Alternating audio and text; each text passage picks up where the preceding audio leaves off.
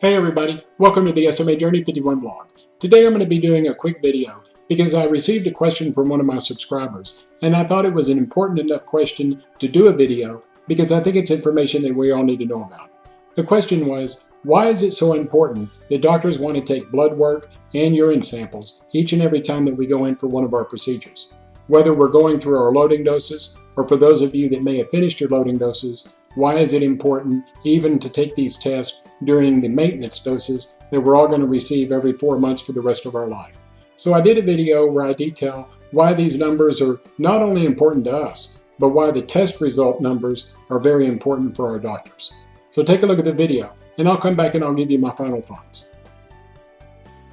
The image that you're seeing on your screen are the results that I received back from my doctor regarding my blood work and my urinalysis for my first 3 loading doses. And I'm going to go over the 4 different types of blood tests that my doctor is calling for, along with why they're calling for a urinalysis.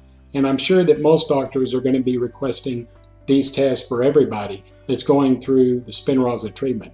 Not just for the 4 loading doses, but for every time that you go in for your maintenance dose every 4 months for the rest of your life. So we're going to go over why these tests are so important and why these numbers are so important to your doctor.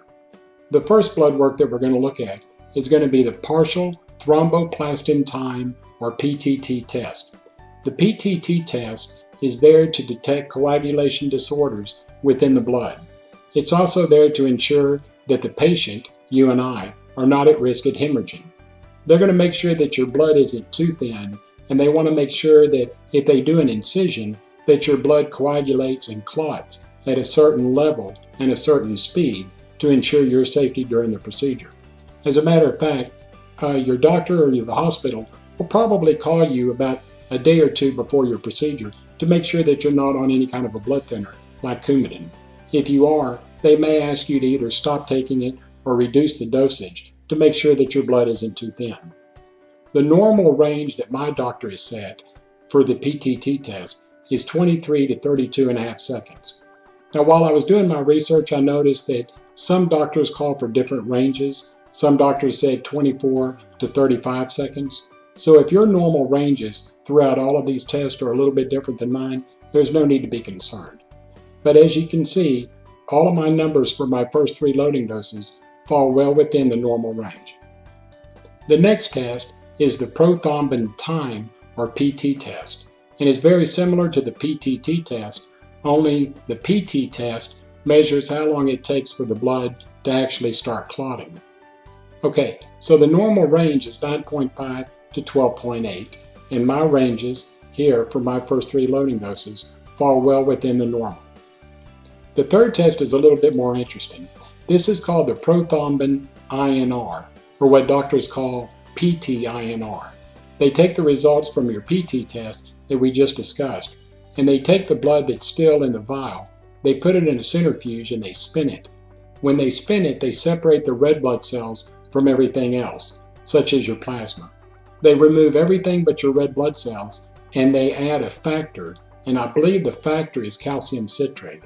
But the factor that they add mixes in with your red blood cells, and this tells them the exact speed in which your blood is supposed to clot. Normal range is 0.9 to 1.3, and you can see that all 3 of my numbers for my loading doses all fall within this normal range. The reason why this is so important is if you take the number for my 3rd loading dose, which is 1.0, if this number had turned out to be 0.2 or 0.3, that would throw a red flag up, and the doctor would know that my blood is clotting too quickly. And this can cause a problem because if it's clotting too quickly, it can cause multiple clots and it can get caught up in my blood system, and you don't want that to happen. So this is an extremely important test that your doctor is going to be looking at. The last blood test is called the platelet count, and the platelet count is there to ensure that you have enough red blood cells and that they're present so that clotting can take place. The normal range is 150 to 450. They didn't take this during my first 2 loading doses, but they did during my 3rd, and you can see that that number 191 falls well within the normal range. So now that I've explained the 4 blood tests, let me explain why my doctor wants to see something on the urinalysis. they take total protein random urine. And what the total protein will tell them is this is giving them a measurement as to how my liver and my kidney are functioning. One of the potential side effects to Spinraza is a risk of liver and kidney damage. So they want to make sure that these numbers are not climbing too quickly, because if they are, this gives the doctors a warning sign that something could be going on within the liver and kidney due to this procedure. Now, I wasn't able to get normal ranges, but what I found out on the internet is that my numbers right here for my first 3 loading doses all fall within what most doctors consider normal. So now that I've explained the blood and the urine, let me go in and show you something on my website.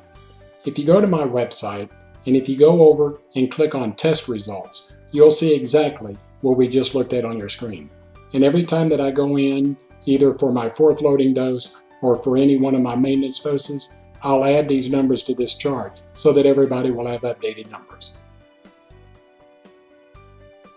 Okay everybody, I hope the video answered a few questions as to why the blood test and the urinalysis numbers are so important each and every time that we go in for one of our procedures. If it did, don't forget, give me that thumbs up and please subscribe to my YouTube channel. I'd greatly appreciate it. I hope everybody has a wonderful weekend and make it a wonderful upcoming week as well. God bless you, and until next time, bye-bye.